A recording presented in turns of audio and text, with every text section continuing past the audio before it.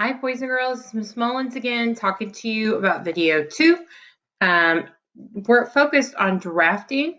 Again, our focus is on pre-writing and using complete sentences. So if you haven't seen video 1 and done your pre-writing, and watch my brother Charlie, that's so important, because if you're not thinking about what you're writing before you start drafting, that's going to be a problem. And our stage 2 of writing is going to be drafting.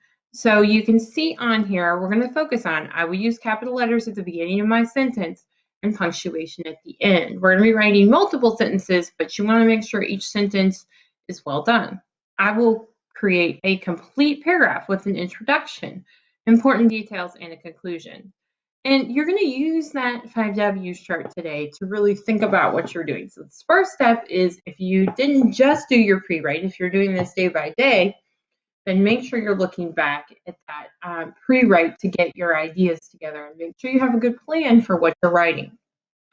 So I'm going to skip down to drafting. You are writing a paragraph explaining why this person is special to you.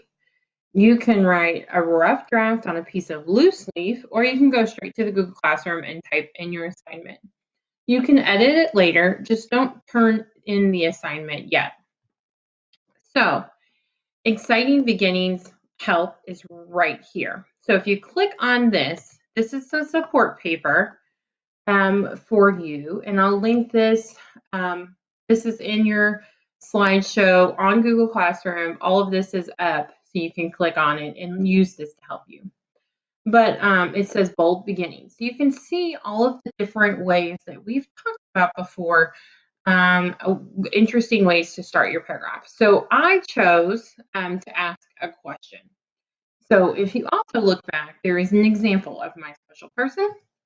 And you can click here and see where I have drafted my sister Angela. Yesterday, I did 5 answers about her, and I used those answers to write about this. And we know when we go from a pre-write to a draft, it may not be all the same details that are on our pre-write, because sometimes things come to us as we're writing, or it kind of goes a different direction.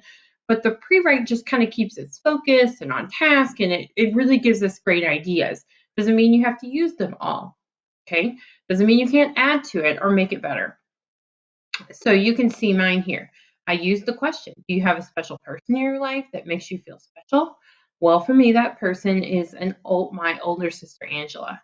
Angela is 6 years older than me, and growing up, she always looked out for me. I can remember her reading books to me, talking to me, taking me to meet my friends, and even caring for me when our parents were away.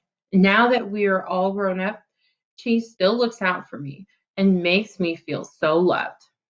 So I already see a mistake here. I'm seeing, now that she's all grown up, I really need comma there.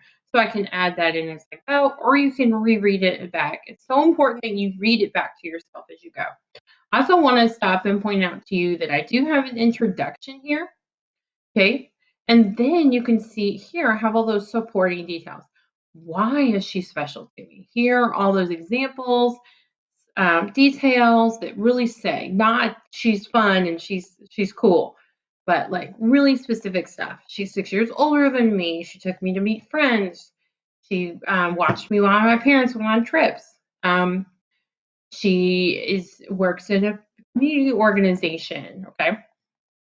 All of those things are specific. And then you'll see at the end that I have a conclusion. My sister is a caregiver, a leader, and a community hero. These are just a few of the reasons she is so special to me. So I'm really recapping what I've been talking about the whole time and leaving my reader with a clear ending. So on here, if you are doing those things, okay, and in your writing support, there's bold beginnings, there's also powerful endings, and your checklist. So capital letters, finger spaces. If you're writing, you can use the word wall. If you have your own word wall, you should have a word wall from school. And then have a complete thought, and then a punctuation mark at the end for each sentence. So make sure that you're thinking about those things as you're writing. And that's it for drafting. So make sure you draft and do a great job.